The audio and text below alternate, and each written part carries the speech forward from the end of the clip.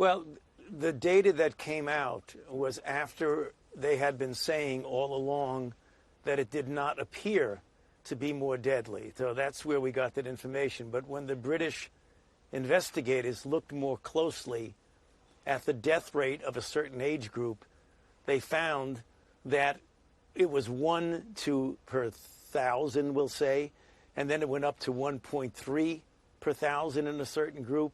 So that's a significant increase. So the most recent data is in accord with what the Brits are saying. We want to look at the data ourselves, but we have every reason to believe them. They're a very competent group.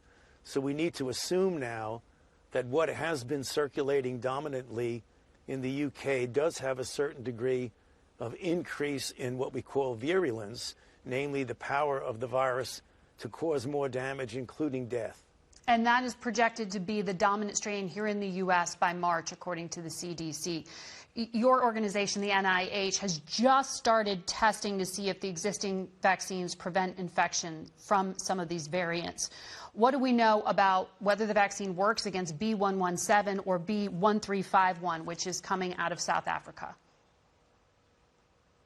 Well, there are actually two different ones. When you look at the effect of the change, this lineage that is the UK lineage that is now in at least 20 states in the United States, the vaccine-induced antibodies, namely the vaccines that some of us have gotten and that we're rolling out, Moderna and Pfizer vaccines, seem to continue to be protective against the mutant strain. It is a very minor diminution, but the cushion that you have of efficacy is so large that it's not going to negatively impact.